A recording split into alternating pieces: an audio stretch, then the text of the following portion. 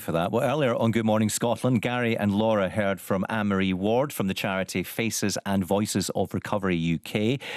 Now, Annemarie is with us just now, and you were going to be protesting outside today, but since the interview this morning, you were invited in at the last minute. What happened? That's right. I got an invite a couple of days ago after we announced on social media that we'd be outside with our banner, which says, "You keep talking, we keep dying." Essentially today was nothing more than a party political broadcast for the SNP, and that's hugely disappointing because I'm actually a card carrying member of the SNP. Listening to most of the speakers, you would have thought that there's nothing wrong and that we don't have the highest drug deaths in Europe, and no one in the Scottish Government is willing to take responsibility for what's actually under their control. At this conference today, we heard most speakers ignoring evidence around rehabilitation and only talking about the evidence around consumption rooms. At tomorrow's summit, the consumption rooms will probably be dismissed outright, and the tit for tat that both governments looks likely to continue.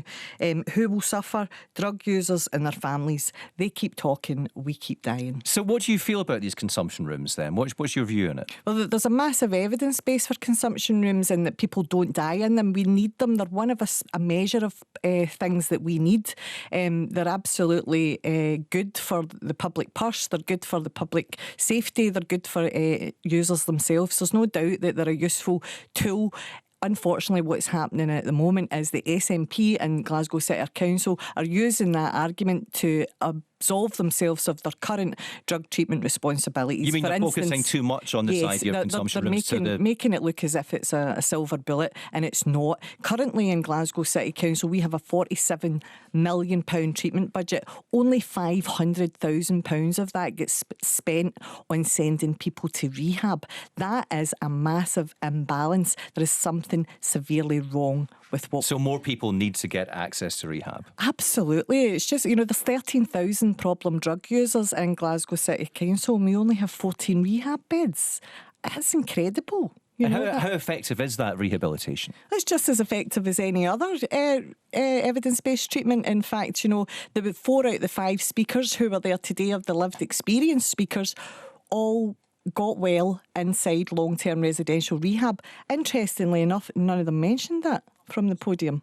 And how do you feel about the fact that this is so embroiled in politics that you have 2 separate conferences? I mean, that's not going to lead to the kind of solutions that you're looking for, is it? No, absolutely not. And for us, it comes down to, the money that's been spent on those 2 conferences. I don't know, maybe 50, 60,000. That money in itself could have put 15, 20 people through your rehab. It's just incredible that they're using this to continue to point score with each other. And the first 3 speakers this morning, including the Health Minister, Joe Fitzpatrick, said today is not about point scoring, and that is all they talked about. The only thing they spoke about was drug consumption rooms, and it's not a panacea, it's not a silver bullet. There are many options. Are you having any involvement in the conference tomorrow at all?